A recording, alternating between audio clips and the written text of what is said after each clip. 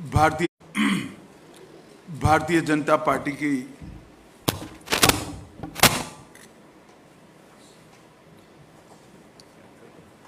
कहां से चालू होता? बंद कर दो इसको।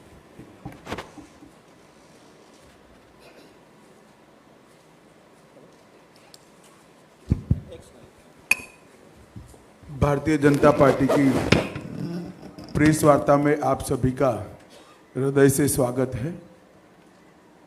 मित्रों, आप सभी जानते हैं 7 चरण के चुनाव के 2 चरण समाप्त हो चुके हैं। इस 2 चरण में हमारे पार्टी का जो इंटरनल असेसमेंट है, इसके हिसाब से भारतीय जनता पार्टी और हमारे साथी दल मिलकर 100 के बहुत ज़्यादा आगे हम निकल चुके हैं और हम बड़े विश्वास के साथ जनता के आशीर्वाद और समर्थन से 400 पार के हमारे लक्ष्य की ओर आगे बढ़ रहे हैं। आसाम, बंगाल, उत्तर प्रदेश, मध्य प्रदेश, राजस्थान, छत्तीसगढ़, उत्तराखंड, ये सभी राज्यों में हमें बहुत बड़ी चुनावी सफलता मिलती हुई दिखाई पड़ती है। इसके साथ साथ कर्नाटक, तेलंगाना, आंध्र, केरल और तमिलनाडु, इसमें से कर्नाटक, तमिलनाडु और केरल, ये 3 राज्यों में मतदान हो चुका है। कुछ बाकी है, परंतु जो शुरुआती ट्रेंड मिले हैं, दक्षिण भारत में भी भारतीय जनता पार्टी को बहुत अच्छा रिस्पांस मिल रहा है और इसके कारण हमारा 400 पार का लक्ष्य हम निश्चित रूप से सिद्ध करेंगे, ये हम सबका विश्वास बना है। मित्रों, आप जैसे जानते हैं, कुछ दिन से कांग्रेस पार्टी ने हमारे 400 पार के लक्ष्य को ट्विस्ट करना शुरू किया है। उन्होंने एक प्रकार से 400 पार के लक्ष्य को संविधान बदलने के लिए ये लक्ष्य है और दूसरा एक अपप्रचार कर रहे हैं कि भारतीय जनता पार्टी 400 पार करने के बाद आरक्षण को समाप्त कर देगी। ये दोनों चीजें निराधार और तथ्यहीन है। भारतीय जनता पार्टी को पूर्ण बहुमत इस देश की जनता ने 2014 में भी दिया, 2019 में भी दिया। हम 10 साल से पूर्ण बहुमत के साथ की सरकार चला रहे हैं। हमने पूर्ण बहुमत का उपयोग कांग्रेस की तरह इमरजेंसी डालकर लोकतंत्र का गला घोंटने में नहीं किया। इमरजेंसी डालने के लिए, लोकसभा का टर्म एक्सटेंड करने के लिए, संविधान बदल करने में नहीं किया। हमने पूर्ण बहुमत का उपयोग धारा 370 को समाप्त करने में किया, ट्रिपल तलाक को समाप्त करने में किया, अंग्रेजों के कानून बदलकर भारतीय संस्कार और भारतीय पद्धति के कानून लाने में किया, कोरोना के खिलाफ लड़ने में किया और जब कोर्ट से जनादेश मिल गया तो राम मंदिर के निर्माण में भी हमारी सरकार ने पूरी अनुकूल जमीन तैयार करने में अपनी भूमिका करी। कांग्रेस पार्टी ये झूठ फैलाकर जनता के बीच में भ्रांति पैदा करना चाहती है। मैं ये बात स्पष्ट कर देना चाहता हूं कि Bharatiya Janata party ST, SC, OBC के आरक्षण की समर्थक है और हमेशा इसके संरक्षक के रूप में अपनी भूमिका निभाएगी। ये बात नरेंद्र मोदी जी ने भी कई बार सार्वजनिक भाषणों में स्पष्ट की है। एसटी, एससी, ओबीसी के आरक्षण में किसी एक राजनीतिक दल ने अगर डाका डाला है तो वो कांग्रेस पार्टी ने डाला है। सबसे पहले उन्होंने संयुक्त आंध्र प्रदेश में मुसलमानों को रिजर्वेशन दिया, वो रिजर्वेशन के कारण ओबीसी का रिजर्वेशन कटा। उसके बाद में कर्नाटक में रातों रात कोई सर्वे के करे बगैर, पिछड़ापन तय करे बगैर सारे मुसलमानों को ओबीसी कैटेगरी में डालकर उनके लिए 4% का कोटा रिजर्व कर दिया। इससे भी पिछड़ा वर्ग का रिजर्वेशन कटा है। भारतीय जनता पार्टी स्पष्ट रूप से मानती है कि धर्म के आधार पर आरक्षण संविधान सम्मत नहीं है, गैर संवैधानिक है, और जब भी इन राज्यों में हमारे पास अधिकार आएगा, हम ये धर्म के आधार पर लादे गए आरक्षण को समाप्त कर कर एसटी, एससी और ओबीसी को हम न्याय दिलाने का काम करेंगे। मित्रों, उनकी हताशा, निराशा इस स्तर पर पहुंच गई है कि उन्होंने मेरा और कुछ भाजपा नेताओं का फेक वीडियो बनाकर सबके बीच में सार्वजनिक किया। मुख्यमंत्री, प्रदेश अध्यक्ष, इस कक्षा के व्यक्तियों ने भी इस फेक वीडियो को फॉरवर्ड करने का काम किया। अब स्पष्ट हो चुका है। सौभाग्य से मैं जो बोला था उसका भी रिकॉर्डिंग हुआ था, तो वो रिकॉर्ड हमने सबके सामने रखा। दूध का दूध, पानी का पानी हो गया, और आज कांग्रेस पार्टी के प्रमुख नेता क्रिमिनल ऑफेंस को फेस कर रहे हैं। ये जो कृत्य है वो उनकी हताशा और निराशा का द्योतक है। जब से राहुल गांधी कांग्रेस की कमान संभाले हैं, राजनीति का स्तर नीचे नीचे नीचे ले जाने का काम कर रहे हैं, और ये इसका चरम है। लोकसभा में चर्चा न हो देना, राज्यसभा में बहिष्कार करा देना, शोर शराबे करना और निराधार झूठ बोलकर प्रजा में भ्रांति फैलाने का काम लगातार उनके नेतृत्व में कांग्रेस पार्टी कर रही है। और मैं मानता हूं कि अब फेक वीडियो सर्कुलेट कर कर फर्जी टाइप का जन समर्थन प्राप्त करने का ये प्रयास, ये बहुत निंदनीय है, और भारतीय राजनीति में किसी प्रमुख दल के द्वारा कभी ऐसा नहीं किया गया। भाई और बहनों, मेरी आप सबसे करबद्ध निवेदन है, सत्य को जनता तक पहुंचाइए। जनता को गुमराह जो करना चाहते हैं उनको अपने सिद्धांतों के आधार पर, अपने कार्यक्रमों के आधार पर और अपने घोषणा पत्र के आधार पर चुनाव लड़ना चाहिए। फेक वीडियो सर्कुलेट कर कर नहीं, भारतीय जनता पार्टी के घोषणा पत्र को तोड़ मरोड़ कर जनता के बीच में झूठे तरीके से रखकर चुनाव नहीं लड़ना चाहिए।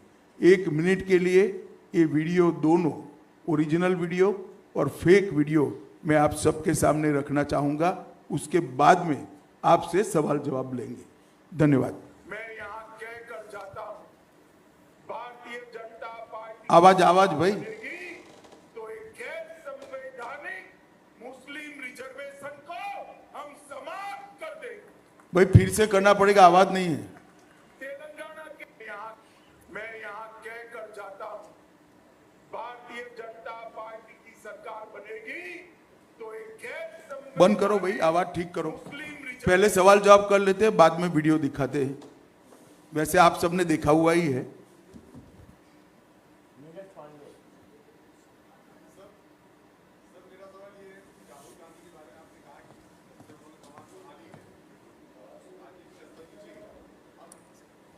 आपने चूंकि कहा कि जब से राहुल गांधी ने कांग्रेस की कमान संभाली है तो राजनीति का स्तर नीचे गिरता गया है। उनकी जो सीट थी राहुल गांधी की अमेठी, जहां से वो चुनाव लड़ते थे, और उनकी मां जहां से रायबरेली से चुनाव लड़ती थी, दोनों जगह से अभी तक उन्होंने कैंडिडेट भी नहीं दिए। और अब ये कहा जा रहा है, सूचना आ रही है कि दोनों लोग अब चुनाव भी नहीं लड़ेंगे दोनों सीट में, ना राहुल लड़ेंगे ना प्रियंका। इसे आप किस रूप में देखते हैं? देखिए, मुझे मालूम नहीं है मीडिया आज सुबह से दिखा रहा है वो सच है या नहीं है, लड़ेंगे या नहीं लड़ेंगे वो भी मुझे मालूम नहीं है। मगर मेरा मानना है कि इतना कंफ्यूजन रखना ही उनको आत्मविश्वास नहीं है वो दिखाता है। उत्तर प्रदेश में जिस प्रकार की आज स्थिति बनी है, वो अपनी परंपरागत सीटें छोड़कर भागे हैं। मैं नहीं मानता वो लड़ने की हिम्मत कर पाएंगे। मैं यहाँ अभी रहने दो, कर जाता हूँ, भारतीय जनता पार्टी की सरकार अभी बंद करो भाई। तो एक गैर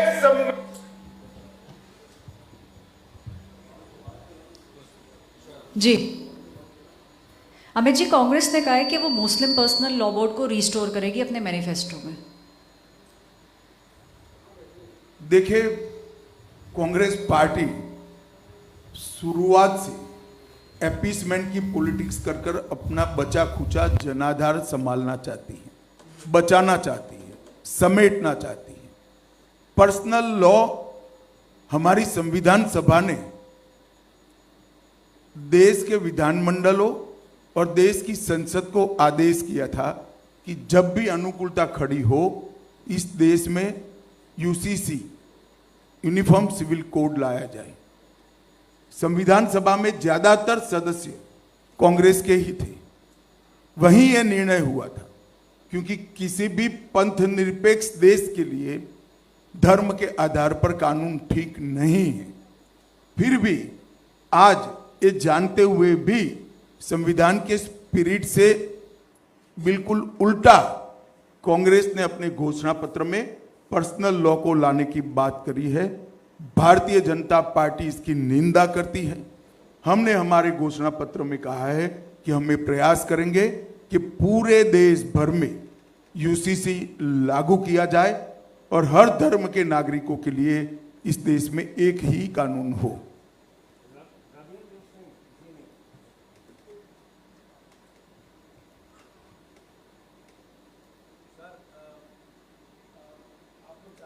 नारा लगा रहे हैं, उसमें लक्ष्य रखे हैं, उसमें कर्नाटक की बात भी आपने कही है। कर्नाटक में आपके सहयोगी जेडीएस के एक नेता रेवन्ना के कई आपत्तिजनक वीडियो का दावा कांग्रेस कर रही है और उसको लेकर आप लोग पर भी आरोप लगा रही है कि उनका बचाव कर रहे हैं। देखिए, श्री रेवन्ना का जो समाचार पत्रों में और चैनलों में चल रहा है, वो बिल्कुल आघातजनक है। ऐसा सहन किया ही नहीं जा सकता। और भारतीय जनता पार्टी का स्टैंड बहुत स्पष्ट है। हम देश की मातृशक्ति के साथ खड़े हैं, देश की नारी शक्ति के साथ खड़े हैं। नरेंद्र मोदी जी का पूरे देश को एक कमिटमेंट है कि कहीं पर भी मातृशक्ति के अपमान को सहन नहीं किया जाना। परंतु कांग्रेस पार्टी जो हम पर आरोप लगाना चाहती है, मैं छोटी सी बात पूछना चाहता हूं, वहां सरकार किसकी है? सरकार कांग्रेस पार्टी की है। फेक वीडियो आपके ध्यान में ही होंगे, क्योंकि टाइम पर रिलीज किए गए हैं। और अब तक कार्यवाही कांग्रेस पार्टी ने क्यों नहीं की? कार्यवाही हमने नहीं करनी है। ये लॉ एंड ऑर्डर का इश्यू स्टेट का इश्यू है। प्रियंका जी हमसे सवाल पूछ रही है, मैं प्रियंका जी को कहना चाहता हूं, नरेंद्र मोदी जी और मुझसे सवाल पूछने की जगह आपके मुख्यमंत्री उप मुख्यमंत्री को सवाल करिए कि आपकी सरकार क्या कर रही है, क्यों जांच नहीं हो रही है। हम जांच के पक्ष में है और हमारे साथी दल जेडीएस ने भी उन पर कदम उठाने की घोषणा की है। आज शायद उनकी कोर कमेटी की मीटिंग है और कदम उठाए भी जाएंगे। इस प्रकार की घटनाओं को सार्वजनिक जीवन में, समाज में या निजी तौर पर कहीं पर कोई स्थान नहीं होना चाहिए। कठोर से कठोर कदम उठाने चाहिए। ये भारतीय जनता पार्टी का स्टैंड अफर है और उसमें कोई कंफ्यूजन भारतीय जनता पार्टी में किसी स्तर पर नहीं है। हम महिला शक्ति के अपमान का, मातृशक्ति के अपमान का घोर निंदा करते हैं।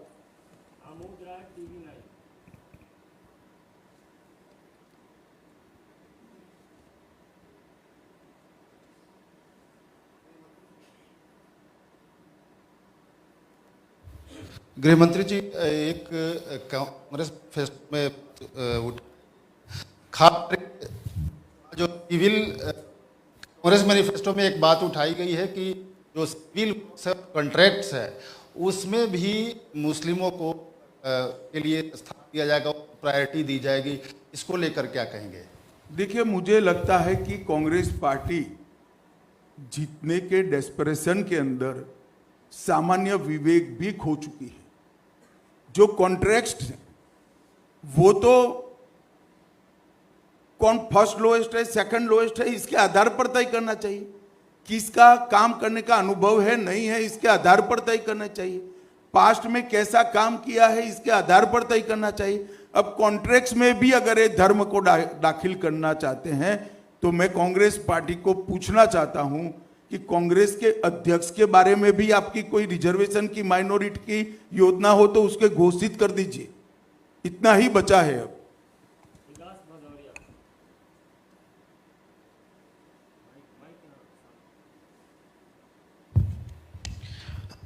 अमित जी, मेरा सवाल ये है कि प्रधानमंत्री बार बार ये कह रहे हैं कि 100 दिनों के अंदर वो एक बड़े फैसले लेने वाले हैं, उनकी सरकार कई बड़े फैसले। विकास जी, 100 दिन होंगे, मालूम पड़ जाएगा, हम ही जीत कर आने वाले। थोड़ी क्यूरियोसिटी को शांत करिए। चलिए, मेरा सवाल ये है, क्या कुछ नहीं निकलेगा भैया, क्यूरियोसिटी शांत रखो। समान ऐसे नहीं नागरिक बोल रहा हूं। संहिता को लेकर बार बार ये कहा जा रहा है कि शायद 100 दिन के भीतर लागू हो जाएगी? वो आपकी एक कल्पना है। हमने हमारे घोषणा पत्र में 5 साल के घोषणा पत्र में रखा है, उचित समय पर हो जाए।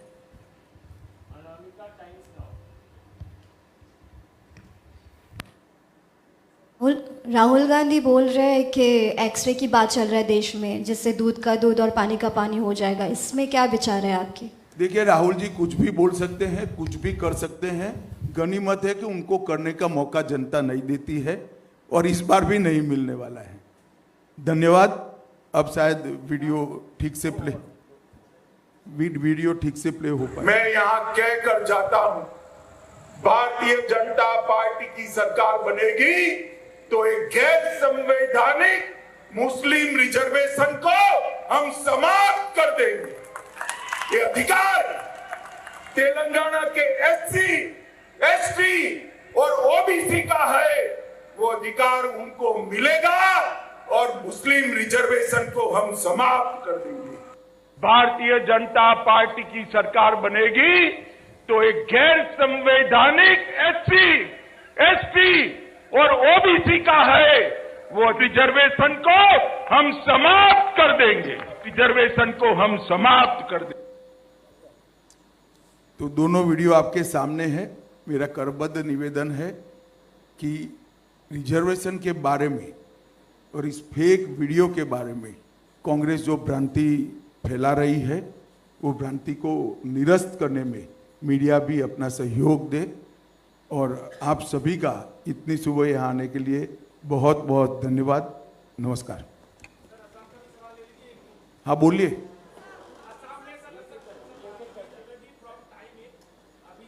From time it sir, Assam में चुनाव अभी 2 चरण का खत्म हुआ है, तीसरे चरण चलेगा। भारी संख्यक माइनॉरिटीज लोगों का ये मतलब सहाय मिल रहा है और नेतृत्व में दिखा जा रहा है। हिमंत विश्व शर्मा जी भी बहुत ही खास तौर से जगह जगह में माइनॉरिटी एरिया में कैंपेन कर रहे हैं और मुस्लिम का भारी तरफ से सपोर्ट मिले। इसका कारण क्या है? देखिए, हम कभी वोटर को माइनॉरिटी मेजॉरिटी की दृष्टि से नहीं देखते। हर व्यक्ति भारत का नागरिक है, उसको इसी तरह से ट्रीट करना चाहिए। परंतु मैं इतना जरूर कह देता हूं, आसाम में हम कम से कम 12 सीट जीतेंगे, ये तय है। हमारी पार्टी इसके लिए विश्वास व्यक्त करती है। कम से कम 12 से आगे भी जा सकते हैं। सर, असम के कई कंस्टिट्यूएंसी में आपने भी प्रसार में भाग लिया, कैसा देख रहे हैं आपके हिसाब से? बहुत अच्छा एटमॉस्फेयर है यहाँ। जो शांति मोदी जी प्रधानमंत्री बनने के बाद प्रस्तापित हुई है, जो विकास का वातावरण मिल रहा है, सेमीकंडक्टर के इन्वेस्टमेंट को यहाँ आने से यहाँ के यूथ में काफ़ी उत्साह है। हेमंत विश्व शर्मा जी ने पूरे आसाम में मोदी जी की सारी योजनाओं को नीचे तक पहुँचाया है। ढेर सारे भूमि कब्जा के केसों को रिजॉल्व किया है और आज आसाम की जनता इसके कारण पूरी तरह भारतीय जनता पार्टी के साथ है। और आसाम में हम गत समय की हमारी सीटों में भी बढ़ोतरी करेंगे। हम कम से कम 12 सीट जीतेंगे, 12 से आगे भी जा सकते हैं। अमित भाई, आप लगातार प्रचार में जा रहे हैं और आपकी पार्टी लगातार कह रही कि कांग्रेस है वो अपीसमेंट करे, आपने उसके मैनिफेस्टो को भी जिक्र किया, पर विपक्ष के कई नेताओं का ये कहना है कि आप भी तो राम के नाम पे वोट मांग रहे हैं। हमने राम पे नाम पर कभी वोट नहीं मांगा। हमने हमारे समय में राम मंदिर बना वो बता रहे हैं, और उन्होंने प्राण प्रतिष्ठा के कार्यक्रम का बहिष्कार किया माइनॉरिटी वोट के डर से, वो बता रहे हैं। वोट देने का काम जनता को करना है। हमारे घोषणा पत्र में राम मंदिर बनना चाहिए और भारतीय जनता पार्टी कानूनी तरीके से राम मंदिर बनाएगी। वो 89 से हम 85 से कह रहे, आज से नहीं कह रहे। और राम की ही कृपा है कि अब घोषणा पत्र में रखने की जरूरत नहीं है, मंदिर बन चुका है। अमित जी, दिग्विजय सिंह कह रहे हैं कि आप उनके बढ़ने की दुआ कर रहे हैं, और केजरीवाल की पत्नी कह रही हैं कि जेल में बीजेपी उनके पति को मारने की कोशिश कर रही है। चलिए, ऐसी चीजें आपके अलावा शायद देश में कोई नहीं मानता है। जेल उनके पास है, जेल दिल्ली सरकार आपकी है, आप पार्टी के पास है, जेल का प्रशासन हमारे पास नहीं है। अब उनकी ही सरकार उनको मारने की कोशिश कर रही है, तो उनको ही चिंता करनी चाहिए। फिर भी मुझे लिख कर कुछ भेजेंगी तो हम कदम जरूर उठाएंगे। धन्यवाद। अमित जी, लास्ट आखिरी सवाल असम से ही है कि आप लोग कह रहे हैं कि इस बार वोटों में इजाफा हुआ है, वोट सीट का व्यवधान बढ़ेगा इस बार असम में, तो ये लोगों का कांग्रेस के प्रति मतलब खफा कांग्रेस के प्रति है, इसीलिए आपके तरफ रुझाव है, या आपके कामों की वजह से? हमें नेगेटिव वोट नहीं मिल रहा है। नरेंद्र मोदी सरकार और हेमंत विश्व शर्मा सरकार के अच्छे कामों के कारण एक मजबूत पॉजिटिव वोट बैंक असम में जनरेट हुई है। हमारा पॉजिटिव वोट मिल रहा है, हमें सकारात्मक वोट मिल रहा है। चलो भैया, हो गया, चलिए, धन्यवाद।